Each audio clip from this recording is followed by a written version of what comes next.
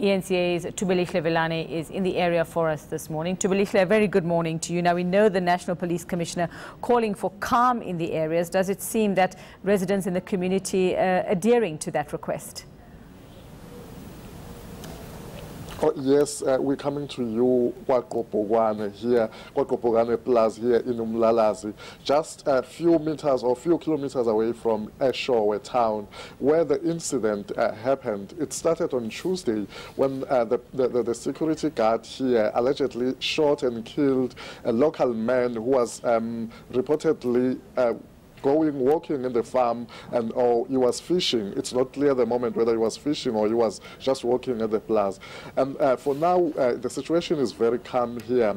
On our way coming to the farm, we came across two security guards who are colleagues of one of the security guard that was arrested for allegedly killing the person who was fishing here. And then we had a short conversation with them, basically telling us that they are also scared coming here after what happened. But they did say that they had a number of cases before where local people come and steal at the farm, but they're not sure about what this incident happened. And another thing that we have managed to confirm this morning is that the farm is owned by a white farmer. They basically dispute the reports that was saying the farm is owned by a black doctor. They are saying that although they don't know the details of the owner, but it's basically owned by a white person. All right, Thuba. I mean, we know that there've also been there's been one arrest, that of the security guard accused of shooting Mr. Qulu. Do we know, with regard to the actual fires that were set and the sugarcane plantations and these homes that were burnt, do we know whether police are planning on making arrests for that? Are they any close to finding out who's responsible for that?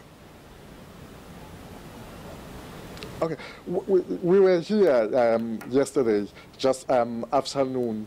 When we came here, there was no police officer here. Even now, there is no police. And then, but the only thing that we know is that the National Police Commissioner issued a statement stressing more on the arrest of those who burned down the properties. We know that there were about 2 or 3 farms that were burned here and the farmhouse here. And he was basically saying that police must intensify their investigation on making sure that they arrest the perpetrators or those who are responsible for this. We know that a 21-year-old security guard was arrested, and he appeared in court yesterday, and then is due back in court on Thursday next week. So just going back to the owner of this farm, and like you say, conflicting reports, is it a black doctor, is it a white farmer? Has that person not actually been back to the scene of this, to his home, to his farm since this happened? For now, we haven't been able to find anything, whether the contact or any word from the owner. We've been trying to get even the other nearby farm owners around here to try and trace down the owner of this farm, but we were unable.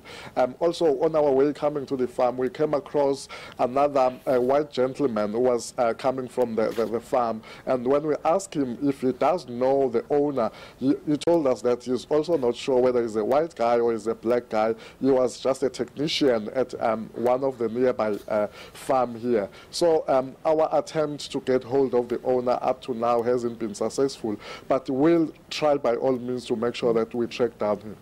And Thuba, I mean, what of the family of Siphamandla Qulu? We understand he was the only son in that family. How are they coping with all of this? We've seen reports, especially coming from the Qulu family, saying how devastated they are after the loss of their son. We haven't been able to talk to them now.